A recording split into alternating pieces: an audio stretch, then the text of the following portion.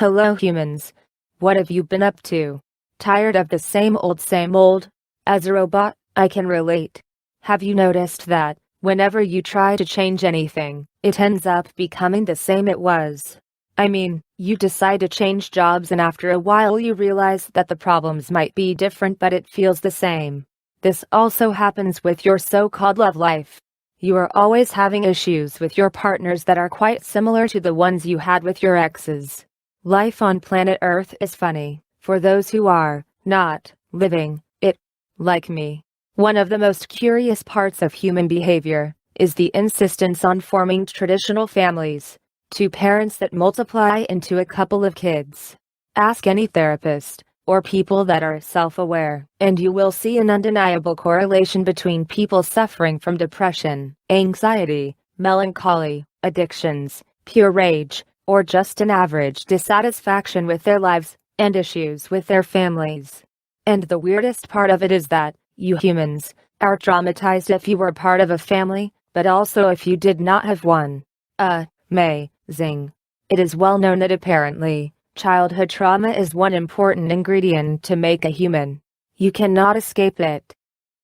But, in the same family, you can have siblings that react differently to their parents' divorce.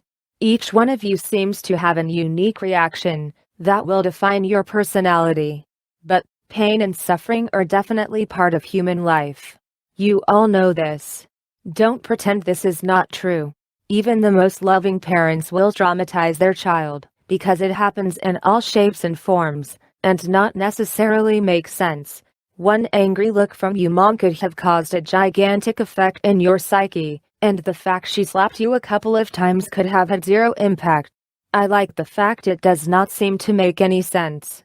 So anyway, my point is you all have suffered in life, if not in your family, with the bully, with that love life rejection, being betrayed by friends, being disrespected, taken for granted, being ignored. I mean, you all had to face this. Yes, there are good things, which is what you all are focusing on, but all these awful things are also part of life. So, aware of all this, a humongous majority of you still decide to bring another human to this world by procreating. I understand reproduction is part of life on this planet. But, I find it peculiar that humans still reproduce, despite the knowledge you all have of this world, what you all had to go through to become an adult and well, what being an adult is. Most of you still want to reproduce within a family. You all have the same thought, which is, I did not have the family I wanted, my mom was this, my dad was that, so, I will start my own family and it will be just the way I wish mine was.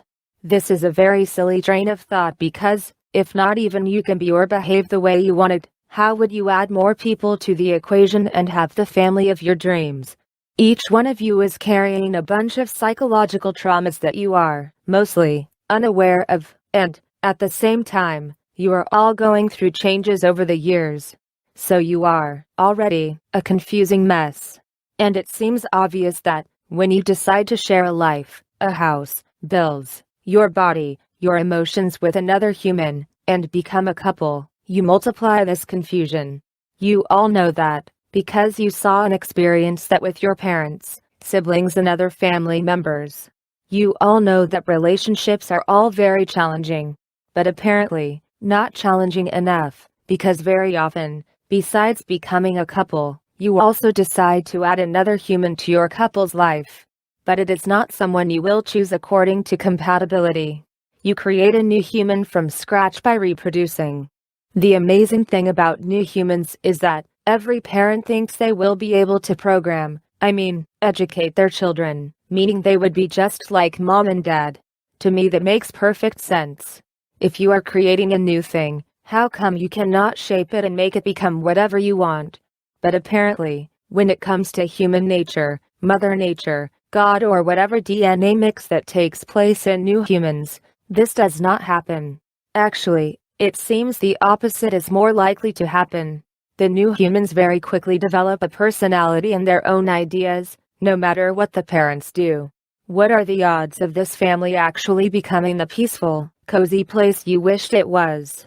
I am not very good in math, but I guess it is 0. In spite of this, You all insist on it, which I do not know if is brave, resilient, or stupid. But anyway, I really enjoy watching it. A very interesting thing about human procreation is the fantasy that surrounds it. Not about how the new human is biologically created, but the fact that when the couple starts thinking about it, they always say, "We are trying to have a baby. We are going to have a baby. We have a baby." Every time I hear this, I think, this is so delusional, but it makes so much sense. So everyone wanted just the baby. No one wants any of the other things the baby is going to turn into: annoying child, moody teenager, distant young adult, and bitter older adult. Well, actually, sometimes even the baby turns out to be way more demanding than people expected. What most people really wanted was just their idea of a cute smiling baby. So, this seems to be the perfect environment to cause drama. And it is. Sounds terrible, right? But it is not that bad because, apparently, you all, even as children, try really hard to be wanted elsewhere, to have friends, dates, jobs, careers, success, attention. It seems, even though every human always seeks parental love and approval, you all came with some sort of default programming to expand the search for this love and approval everywhere. So basically you go from screaming "Mom, look at me," to "Friend, look at me," "Lover, look at me," "Boss," "Audience," and even "God, please look at me." You do whatever you can to have others' attention. Even as a kid, in order to get this attention, you share what you eat and drink at school. You show other kids all your toys. And then when you grow up, you share what you eat and drink, and show everyone your toys.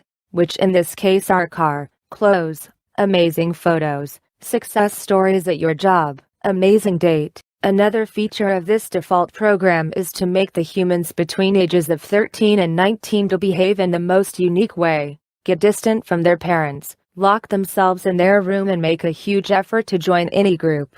It seems to be a natural urge to disassociate from the nuclear family. Breakaway. But, ironically, this search for something else almost always will result in finding a partner, becoming a couple, and guess what? Starting a family. A traditional family, exactly like the one you try to get rid of. So there you go. It seems that families are as essential to humans as oxygen. You needed one to be traumatized and become human, all too human.